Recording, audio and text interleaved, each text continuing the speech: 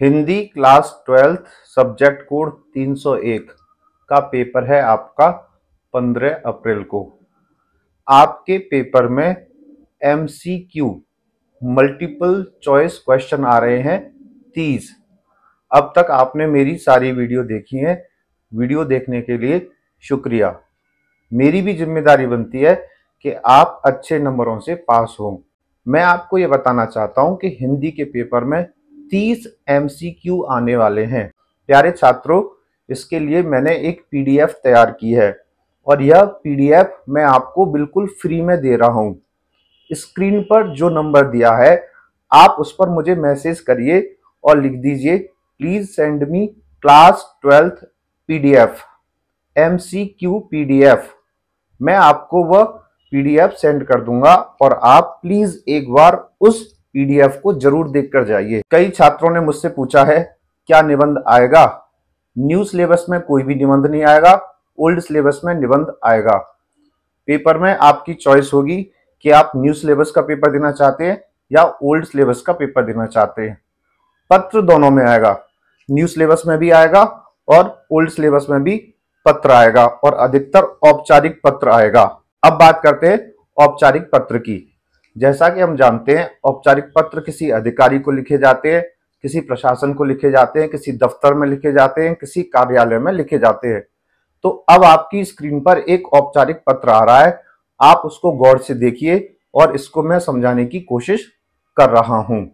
औपचारिक पत्र देखिए, सबसे पहले आपको ये याद रखना होगा कि दोनों तरफ लाइन खींचनी है। वो आप लाइन खींचोगे, उसके बाद आप लेफ्ट हैंड साइड पर लिखोगे दिनांक। दिनांक लिखना, डेट मत लिखना, DATE मत लिखना, हिंदी में लिखना दिनांक। और जैसे मैंने लिखा है ना वहां पे 13 अप्रैल 2024, तो अप्रैल जो शब्द लिखोगे वो हिंदी में लिखना, इंग्लिश में मत लिखना। उसके बाद राइट हैंड साइड पे आप जिस किसी को भी पत्र भेज रहे हो उसका पता लिखना होगा। जैसे कि मैंने लिखा है यहाँ पर श्रीवा में श्रीमान पुलिस आयुक्त, मयूर विहार, दिल्ली। उसके बाद आता है विषय। विषय का मतलब है कि यह पत्र किस बारे में है। जैसे कि मैंने लिखा है ना, बढ़ते हुए अपराध के बारे में। उसके बाद आप लिखेंगे महोदय। महोदय के बाद लगाएंगे कॉमा और उसके बाद मेरा नाम यह है, डेट डैश जो मैंने दिया उसमें आप अपना नाम भर लेंगे और मैं यहाँ का निवासी हूँ। सविनय निवेदन यह है कि मेरे क्षेत्र में अपराध तेजी से बढ़ रहा है। उसके बाद आपको एक लाइन छोड़नी होगी और अगला पैराग्राफ शुरू करना पड़ेगा। जो भी आपकी समस्या है वह इस समस्या को आप इस दूसरे पैराग्राफ में बता देंगे। तीसरे पैराग्राफ में आप लिखेंगे हमारी समस्या का समाधान कर दीजिए और उसके बाद सधन्यवाद। फिर प्रार्थी, प्रार्थी मतलब प्रार्थना करने वाला। फिर आपका नाम, आपका पता और आपका मोबाइल नंबर। इस तरह आप औपचारिक पत्र लिख कर आ सकते हैं। प्यारे छात्रों, अगर आप पास होना चाहते हैं तो आपको गद्यांश को भी गंभीरता से लेना पड़ेगा।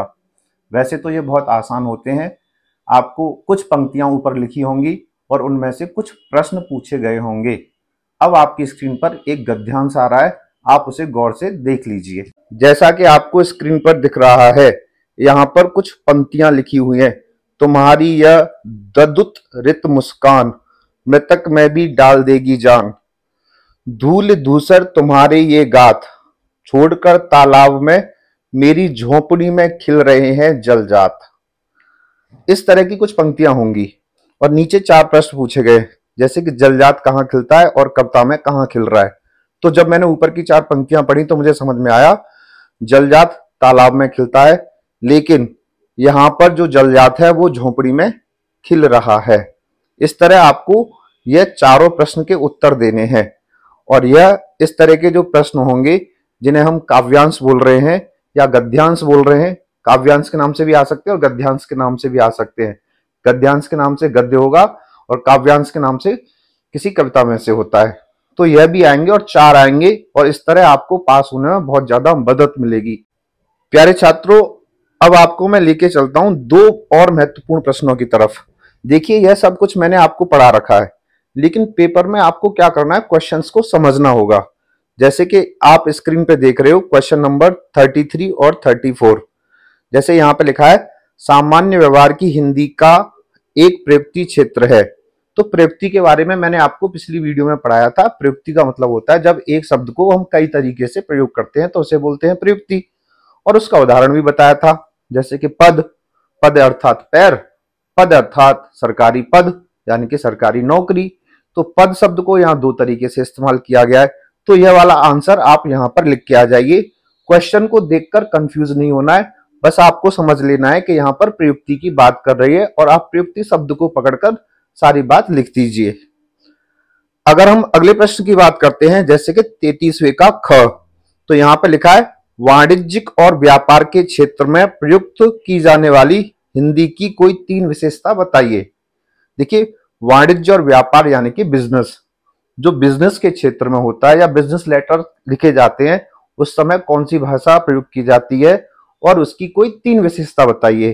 तो प्यारे छात्रों, वाणिज्यिक या व्यापार के क्षेत्र में प्रयुक्त किए जाने वाली हिंदी में सबसे पहले औपचारिक भाषा का प्रयोग किया जाता है। दूसरा, श्रीमान जी, महोदय, धन्यवाद, सधन्यवाद जैसे शब्दों का प्रयोग किया जाता है और यह काफी संक्षिप्त रूप में लिखा जाता है।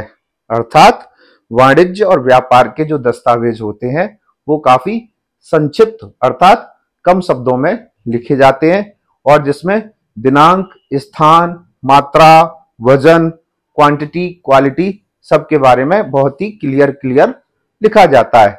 अब बात करते हैं क्वेश्चन नंबर 34 की।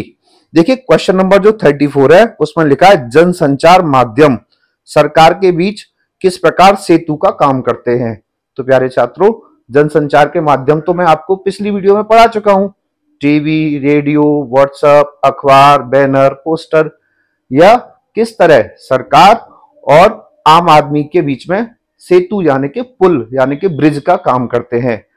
प्यारे छात्रों, जब सरकार को अपनी बात कहनी होती है तो सरकार टीवी, रेडियो के माध्यम से अपनी बात जनता तक पहुंचाती है। अगला है ई पेपर की उपयोगिता। ई पेपर यानी कि इलेक्ट्रॉनिक पेपर। ई पेपर का उदाहरण होता है कुछ भी ऐसा जो पीडीएफ रूप में होता है, जिसमें कागज का दुरुपयोग नहीं होता, पर्यावरण की रक्षा होती है, बहुत ही आसानी से एक स्थान से दूसरे स्थान पर पहुंच जाता है। तो ये हो जाता है ई पेपर। तो इसके ऊपर पूरी कहानी लिख के आ जाना। प्यारे छात्रों, न्यू सिलेबस वाले स्टूडेंट निबंध के भरोसे ना रहें, पत्र आएगा। एमसीक्यू बहुत ज्यादा आएंगे। एमसीक्यू की पीडीएफ बना दी है। अगर आपको पीडीएफ चाहिए बिना किसी पैसे के, बिना किसी खर्चे के, तो मेरे प्यारे छात्रों, आपको जो स्क्रीन पर नंबर दिया है आप उस पर सिर्फ इतना लिख दो, please send me MCQ PDF, और उसमें जो भी सही विकल्प है उस सही विकल्प पर मैंने टिक लगा दिया है, जिससे कि आपको समझने में आसानी हो जाएगी, आपको मेहनत नहीं करनी पड़ेगी। सही आंसर पर मैंने टिक लगा दिया है। आपका हिंदी का पेपर हो जाने के बाद मैं इंग्लिश की 3 या 4 लगातार वीडियो अपलोड करूंगा। तो इंग्लिश के लिए आप बिल्कुल भी टेंशन ना लें। उसके बाद पॉलिटिकल के लिए भी मैं आपके साथ हूं। बहुत सारे सब्जेक्टों में मैं आपके साथ हूं।